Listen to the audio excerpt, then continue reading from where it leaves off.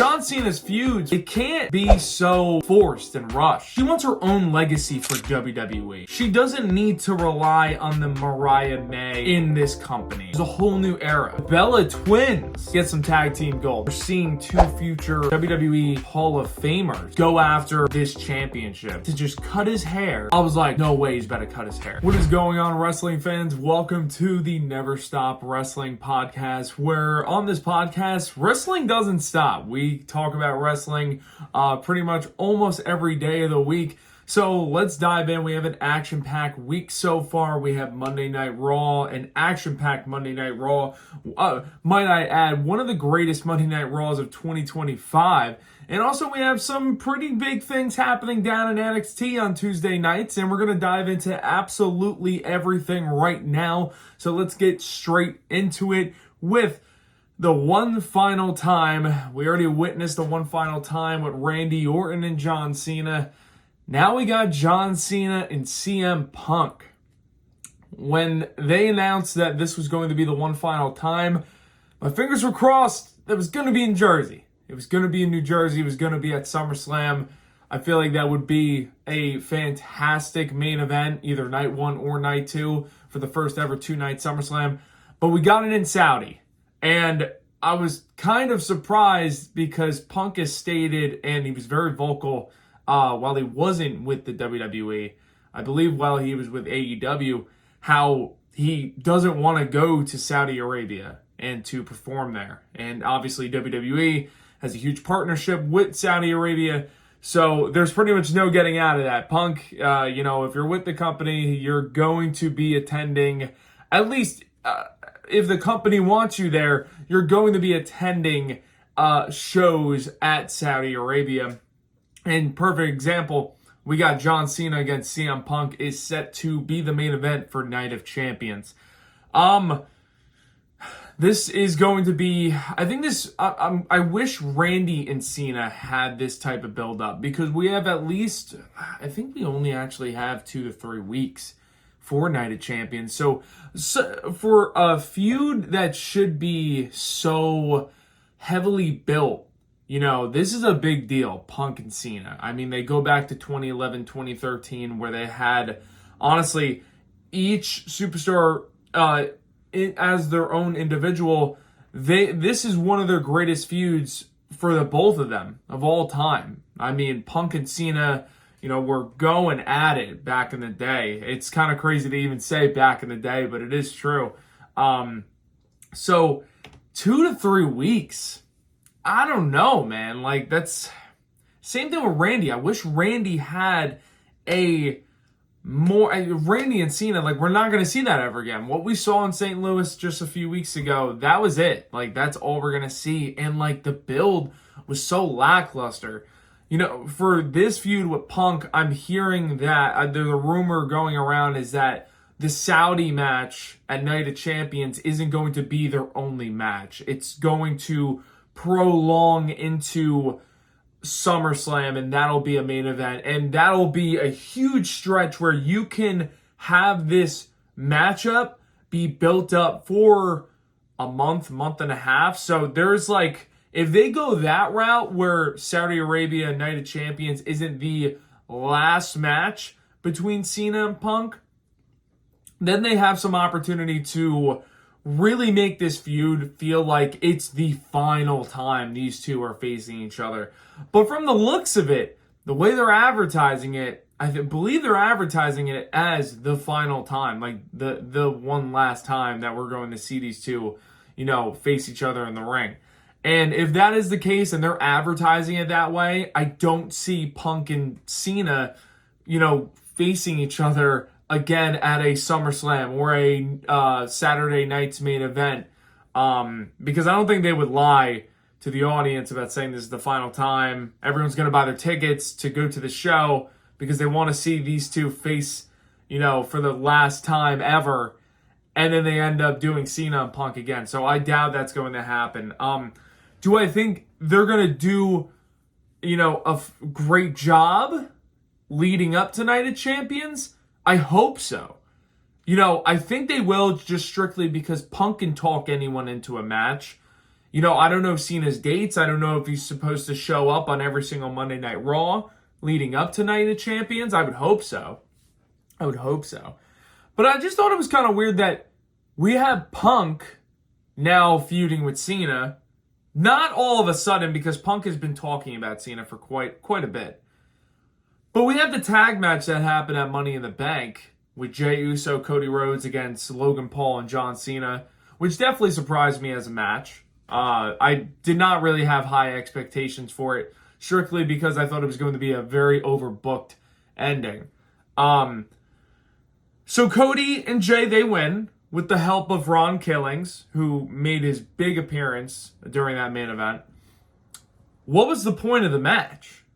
I don't know what it was supposed to lead to. You can even go with, where does Logan Paul go now? Because they were teasing that, I don't know, maybe Cena's going to help him become World Heavyweight Champion. Raising his hand with the title on like 2 SmackDowns in a row. Cody comes back to attack Cena at Saturday night's main event to help out Jey Uso take on Logan Paul for the World Heavyweight Championship. They have this tag team match. Jey and Cody win. I'm thinking Cody might make a case that he's going to get his rematch. And now we get Punk. So maybe Cody Cena for the title rematch is set for SummerSlam? I'm not too sure, but with John Cena's feuds for the world champion, for the WWE Championship, they can't be so forced and rushed, with under a month. Cena's got to have at least one feud or one match that's built up for at least a month. I would hope a month is something that they can manage to do, and I think they can. I don't know if it's depending on John Cena's scheduling, but I hope that WWE can somehow manage to do that. But I don't know if that's asking for too much for WWE, or that's expecting too much out of them for John Cena's farewell tour. But on other hand, let's go on to another feud that is stirring the pot as of right now with a big win from Roxanne Perez, the NXT call-up, as we all know. This NXT call-up class is doing phenomenal, I believe, in my eyes, on the main roster. Roxanne Perez being one of them, obviously. And Roxanne Perez winning her first round of the Queen of the Ring tournament. Obviously, she's a part of the Judgment Day, but there's pot stirring with her and Liv Morgan, as she was helping out Liv Morgan during the match. They had this agreement, more so on Roxanne's side. Liv Morgan isn't really feeling Roxanne. And Roxanne, she did help out Liv Morgan throughout the entire match, but Roxanne ended up getting the win at the very end. And shouldn't really matter too much, especially if they're on the same page, being in the same group. They're both in the Judgment Day. Obviously, Liv has more seniority in the Judgment Day. Some might even say she's the leader. She was definitely the leader in 2024, I'll tell you that. Liv Morgan was, without a doubt, probably the superstar of the year, arguably, in 2024. Toss-up between her and Cody Rhodes. I don't think Liv likes that this newbie, Roxanne Perez, is stepping into the spotlight and honestly position in situations where Liv Morgan believes that she deserves to be in. And I don't think she likes that the whole Judgment Day is favoring this as well. This is definitely a tactic from Finn Balor, for sure. There's no doubt about that. You could see Finn is loving the drama between all this, between everyone liking Roxanne or not liking Roxanne. I think Finn loves the fact that Dom sort of likes Roxanne. I think Dom sees potential in Roxanne, just like how Dom saw potential in Liv Morgan. But when Dom saw potential in Liv Morgan, we didn't know until really after he turned on Rhea and officially went with Liv Morgan. With Dom and Roxanne, we're definitely seeing Dom kind of showing appreciation and showing respect early on. And this could lead to a Dom turning on Liv Morgan to go with Roxanne. Maybe that kicks Liv Morgan out of the group for being jealous of Roxanne, and with Roxanne just, at least from what we're seeing right now, Roxanne's just trying to help elevate the Judgment Day, get some wins under their belt. Liv's not really feeling that. Liv, I think she feels like she deserves to be in like a spot that Roxanne Perez is in right now. And maybe she feels that Roxanne Perez is only here to replace Liv Morgan. We got to realize it from that standpoint too, in a Liv Morgan perspective. But there's definitely something fishy and something stirring within the Judgment Day, especially just between Liv Morgan and Roxanne Perez. But kudos to Roxanne. She could definitely become Queen of the Ring, I feel like, to help elevate the Judgment Day. And maybe that can add a little bit of accolades to Roxanne Perez prior to them kicking Liv Morgan out of the Judgment Day. I feel like that is a very realistic thing that WWE could be looking into. Could be something that doesn't happen at all. There's a very, very high chance that doesn't happen at all. I'm just saying, if they want to, they're trying to help elevate Roxanne Perez, and there's no doubt that she's going to be a future star. I believe she is currently a huge star already. But yeah, definitely there's stuff stirring in the pot with a lot of drama between Roxanne Perez and Liv Morgan. And do we see Liv Morgan crash out? Do we see Liv Morgan cost Roxanne Perez her opportunity to become Queen of the Ring? That's something that we need to look out for, and maybe some backstage segments where maybe Liv Morgan, maybe she's hinting towards something. Maybe Roxanne is going to get kicked out. Maybe, I don't know. But there's a lot of things that we need to look into, especially when it comes to these two. I feel like this could be a really great women's feud that we will have in the WWE roster and within the company. That one, doesn't revolve a title, and two, could be branched out like very, very, it could be branched out for a long period of time. And it doesn't involve a title, which I love. We don't really get to see women drama without involving a world championship or just the main women's championship. So it's very nice to see. This is a very organic and well put together feud. And I don't even think it's gotten started yet, which is great. I'm already invested into what could potentially happen between Liv and Roxanne. And I feel like they haven't even really done anything necessarily yet. So highly, highly anticipated, and a lot of potential within a feud that could happen between Roxanne and Liv Morgan. Let's talk about who I'm wearing right now. We got Bayley returning. It's about time. I was genuinely worried. Thought Bayley was going to return prior to Money in the Bank, maybe become a qualifier and be in the Money in the Bank ladder match to potentially win that briefcase and cash in on a world champion, maybe getting revenge back on Io, because we haven't seen that rematch yet when Bayley beat Io Sky at WrestleMania 40 for the women's championship. But we didn't see that. Bayley didn't come back until this past Monday Night Raw, and it was to attack the newly Intercontinental Women's Champion, Becky the Man Lynch. And let's not forget, people, I don't know if some people are confused on why this is happening, but Becky Lynch attacked Bayley and took Bayley's spot at WrestleMania 41 in the tag match with Lyra Valkyria against the women's tag team champions, Liv Morgan and Raquel Rodriguez. Now, if we look at it from this perspective, if Bayley's in that match and the outcome is still the same, Bayley is a champion with Lyra Valkyria with really... Some could argue there would be intention to also turn heel, just like Becky Lynch did, but they were starting to form this nice chemistry between one another, and a really, really good tag team chemistry as well. So the fact that Becky Lynch replaced Bayley from being on the roster, and that was the last time we saw Bayley up until this past Monday Night Raw, you gotta understand that Bayley is angry, and the fact that Becky Lynch is winning while Bayley's on the sideline because of Becky Lynch, you gotta understand why Bayley would want to attack Becky Lynch. There's no reasoning why Bayley shouldn't want to attack Becky. And, but here's the good thing around all of this, and I'm actually very, very impressed by WWE for doing this. So they could have easily had Lyra beat Becky again, I feel like, at Money in the Bank. They could have had Lyra retain, build her as an individual. But would that decision really build the Intercontinental Championship for the women? You can argue, yeah, because it's Lyra as the champion beating someone again. This would be for the second time, of the caliber of a Becky Lynch, obviously a, WWE Hall of Famer, future Hall of Famer.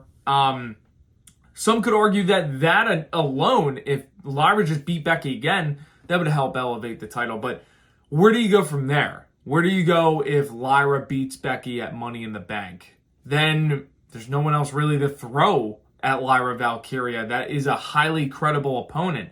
I mean, Becky even admitted herself that if she lost that Money in the Bank to Lyra Valkyria, she will never get another title match against Lyra for that title. So Becky is off the table for that. And as we're looking at it, if in the moment, if Lyra beat Becky, our first reaction is going to be, well, Bayley's not back yet. Becky can't go after Lyra again. So who is Lyra going to face? I love the move that WWE did with having Becky beat Lyra.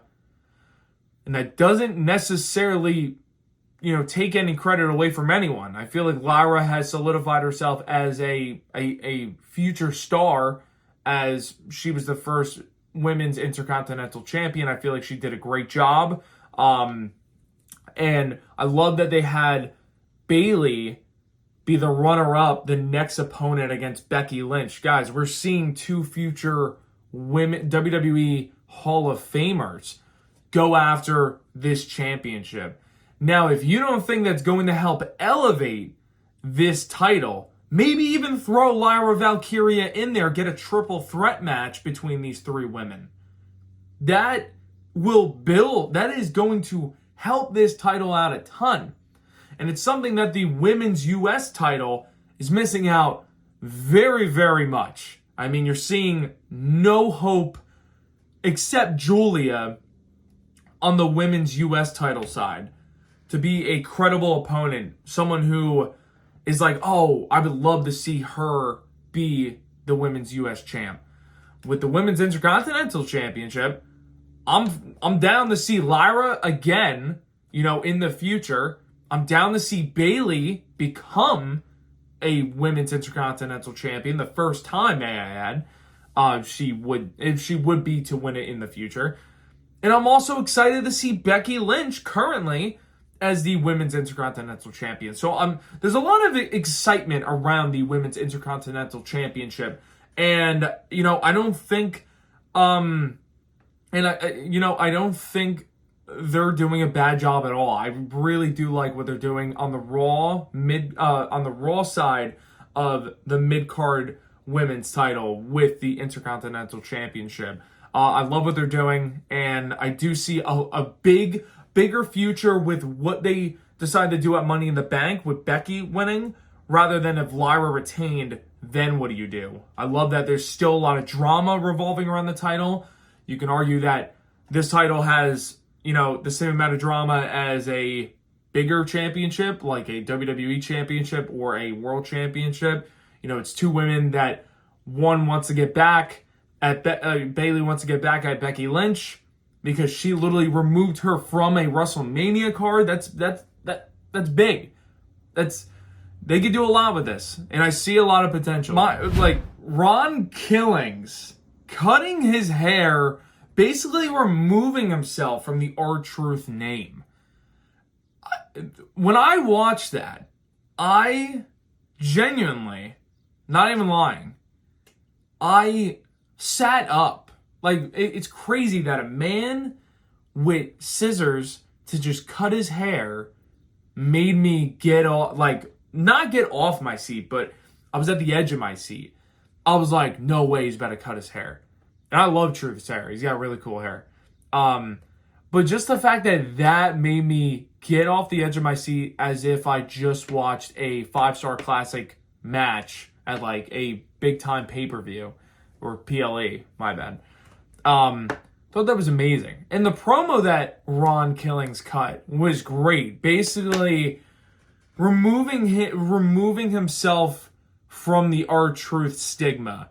You're too funny. You're too nice. You let people just walk all over you. You're a gimmick. You come out here and you're not serious. We're going to see the complete opposite with Ron Killings. And I think he made the first step and the first sign of all of that by him being like, you better believe me, I'm literally removing my identity from this R-Truth character. Cutting his hair, now he has just shorter hair. You know, it's a big deal.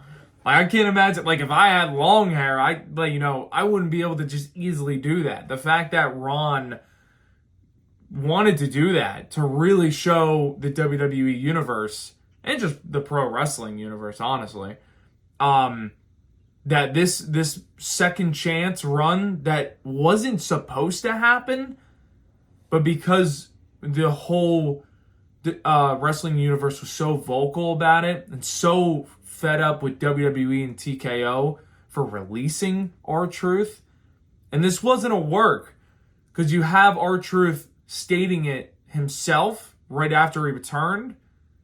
I saw a couple other sources saying the same thing. And also, he literally cut it in his promo on this past Monday Night Raw, saying, you guys brought me back. And I just hate that Triple H and Cody Rhodes gave credit to the WWE universe and basically saying, like, you guys do matter. Like, you guys voicing your opinion, like, we hear you guys. You know, if you're loud enough, we're going to hear you and we're going to listen. But Triple H saying, like, oh, did you enjoy that? As in, Ron Killings returning at Money in the Bank and costing John Cena the tag match. Triple H was like, or Paul Levesque, because when I talk about these things, this isn't necessary. I don't view him as Triple H. I view him as the corporate, chief content officer, Paul Levesque. He said, oh, did you enjoy the show? That was all a part of the show. That was not a part of the show, bro. That was not a part of the show. And you can't tell me anything that will make me believe you, as in you meant to release truth. Say if it was a work and what Paul Levesque was saying was true. Say if they leaked all that information that it was a work, that they didn't actually release truth, but you know the business, a work. I'm sure we all know what a work is. Just to fool the fans and already predicting that we're going to be this vocal and then comment all over social media and even at the shows chanting we want truth. No, I don't buy it. I don't buy it at all. I don't think Paul Levesque, you gotta just give some credit to the fans. I mean, to give some credit to the people who literally make this business what it is today.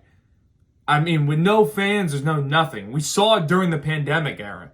I can't watch the pandemic era because if there's no crowd, if there's no energy, if there's no voice, if there's no, chants, claps, momentum builders for the wrestlers themselves, then what do we got?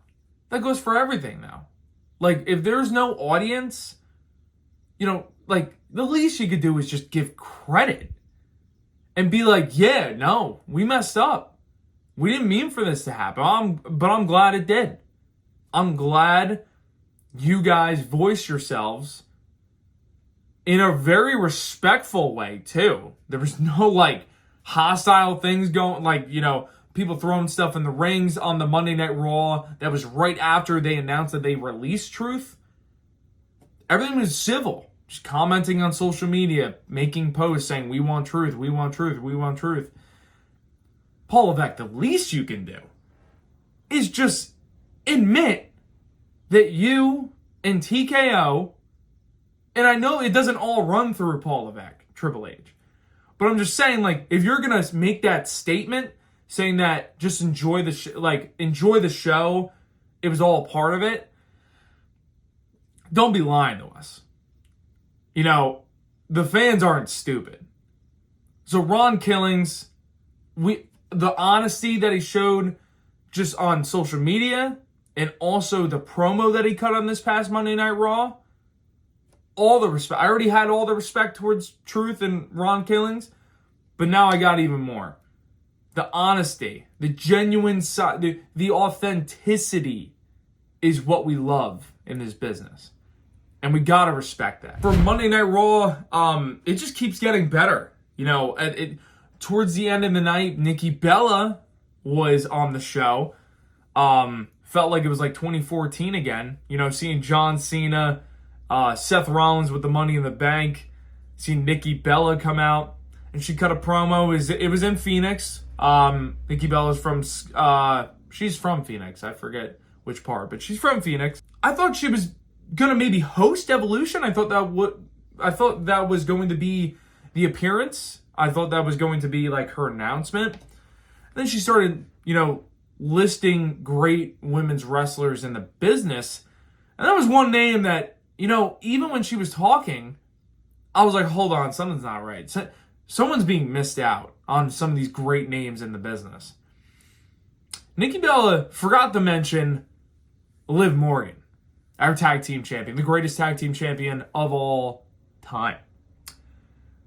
Liv Morgan is still in the building. Nikki Bella continues to talk.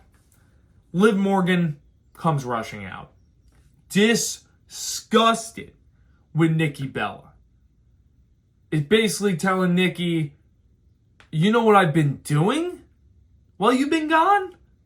Like, even while you've been gone, let alone last year in itself. Liv Morgan, like I said earlier in the podcast, Liv Morgan was arguably the MVP of WWE for an entire year.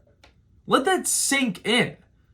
When can we really say a woman in the business was that over, that consistently on shows, in feuds, in storylines, as champion, to be right up there with a Cody Rhodes, a Drew McIntyre, a CM Punk, a Rhea Ripley? Like, these are some of the top stars.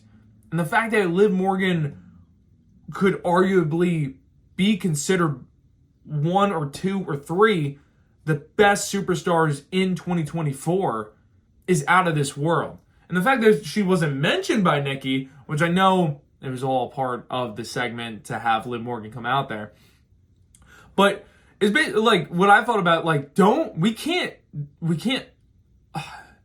not appreciate what we get from Liv and what she brings to the table, you know, within the Judgment Day. She's fantastic at being her character work is phenomenal. Even outside of WWE programming, like you see her and Dominic, they're trying to keep kayfabe alive. It's barely, you know, it's basically gone, but you gotta respect it. And you see Liv's passion for the business just every time she goes out there, every time she cuts a promo, every backstage segment, every time she's in the ring, you know. And I love that we saw a Liv Morgan and Nikki Bella kind of like past and present kind of segment. And I initially thought that we're going to see a one-on-one match at Evolution, but I think we're going to be seeing the Bella twins get some tag team gold. That would be really, really cool. Have Liv Morgan and Raquel Rodriguez put the titles on the line at Evolution. Evolution could be a jam-packed show. Could be definitely, I'm not even kidding here, one of the best PLEs of the entire year. Strictly because of the pure star power on the main roster and NXT. I mean, you can have 7 matches on the card. You really can. And each match, I'm not even lying, if they're all one-on-one matches, each match that is going to be on Evolution could potentially main event. No question. No question. And this kind of leads me to my next topic. Speaking of, you know, women possibly main eventing a PLE like Evolution, we have The Glamour, a brand new introduction. No longer Mariah May. We have Blake Monroe. Blake Monroe is the glamour. When I first saw it, I was like, okay. Like, because I'm just so used to Mariah May. So it definitely just struck me because it was officially like, okay, yeah, we're not going to be using the Mariah May name anymore. I feel like they're not allowed to, especially with Mariah being from AEW. We saw the same thing with Ricky Starks. He went to Ricky Saints. But this time around, we see Mariah May not even use Mariah, which I'm not gonna lie, like, I don't mind it at all. I think it's really nice to see, and I'm not saying I wouldn't have liked it if they used Mariah Monroe. Like a lot of people are saying, like, oh, they should have done Mariah Monroe, would have kept her first name and would have, had her last name be the character that she's, like, kind of trying to play a little bit. I actually like Blake Monroe. You might ask why, and I'll tell you why. Mariah May, I don't know how old she exactly is. She's definitely a young star. I want to say mid-20s. I'm actually going to look it up right now because I don't want to, I'm not trying to be disrespectful in any way. I'm just saying she's got to be a young star. I doubt she has been in the rest. Okay, I was basically on point. 26 years old. Her birthday is August 4th. She wants her own legacy for WWE. She's so young to where she doesn't need to rely on the Mariah May or just Mariah, something else as the last name in this company. Mariah May, we're going to look back in 10 years and we're going to be like, oh, what was her run in AEW? What was her character there? Her character was Mariah May. I think that is going to be like an alter ego, if you're a WWE fan, I think that's going to be something that you look back at and be like a Adam Copeland Edge. Something very similar. I know Edge literally could not use Edge in AEW, but Edge was, in a situation where he had to use something else. And Mariah May basically was in that situation too. Maybe she could have used Mariah. Maybe she could have used May. But you know what? She was probably like, screw it. I'm going to start clean. I'm going to have a name that doesn't really represent anything at all what I was in AEW. This is a whole new era. I'm 26 years old. I'm going to make a new name for myself. As a whole new name. That's a literal term there. She's going to make a whole new name for herself. And she did. And now she's going to put the work in for you to remember her as two separate people. Not many people can do that. I see a lot of potential of Mariah in NXT.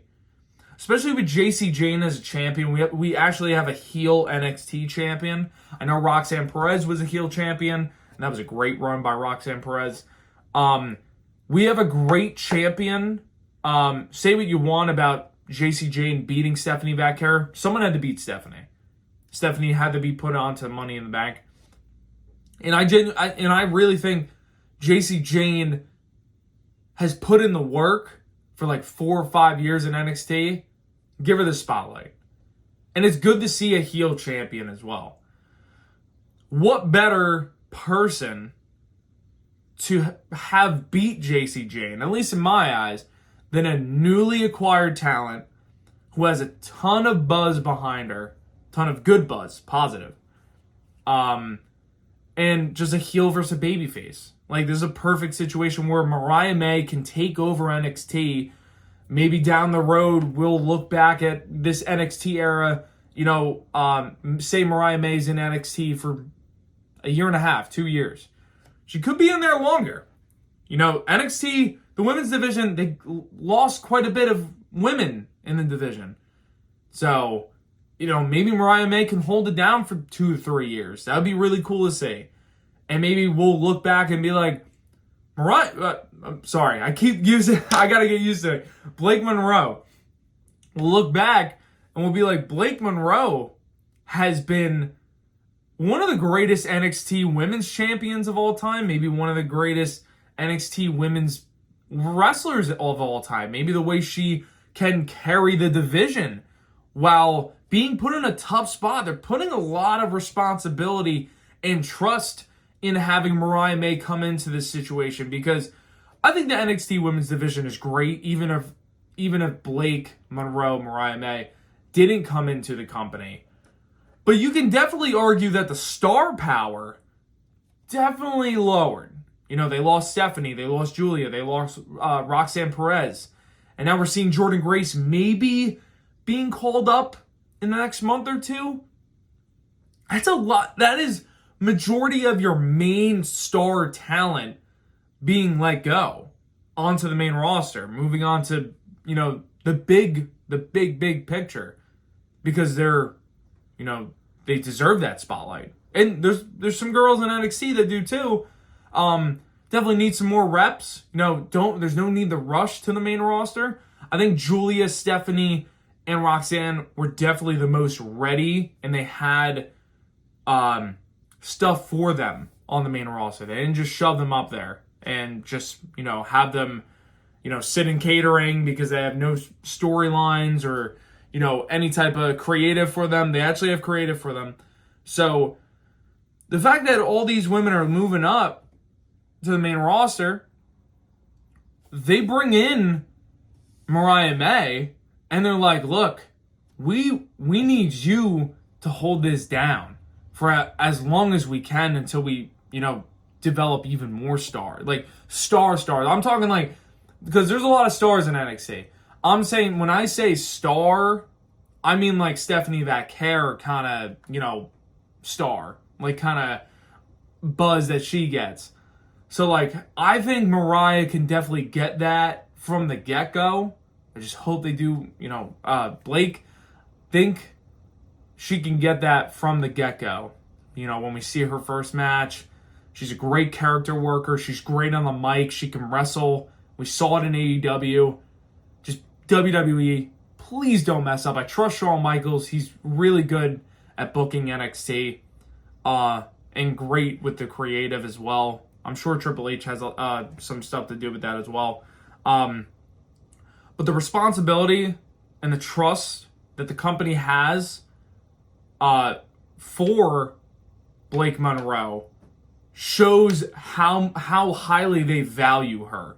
And it's great to see. And I feel like it's something that's not really talked about really that much. But I think it's definitely something to be excited to see, because they're going to go, as Jacob Fatu might say, they're going to go all gas, no brakes with her. I think we're going to see her on television, I would hope, every week, every Tuesday. Main eventing PLEs for NXT. She's a great character worker, man. Babyface or a heel. She really is. She kind of fits the picture of character work wise when it comes to like labeling someone as a babyface or a heel.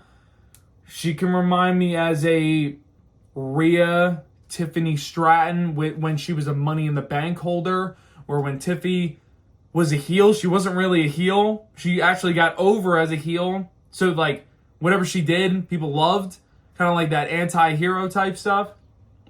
I can definitely see Blake Monroe being an absolute star in NXT. And I already see, without even them doing anything, without even WWE doing anything, I already see the trust and just how much they value Mariah May, now known as Blake Monroe, to hold down NXT and to help elevate herself and the women around her in the division. So it's really cool to see. This was a great episode of the Never Stop Wrestling Podcast. Stay awesome. Talk about wrestling. You know, stay positive. And never stop the wrestling. All right, everyone, thank you so much for tuning in. And I will see you in the next one.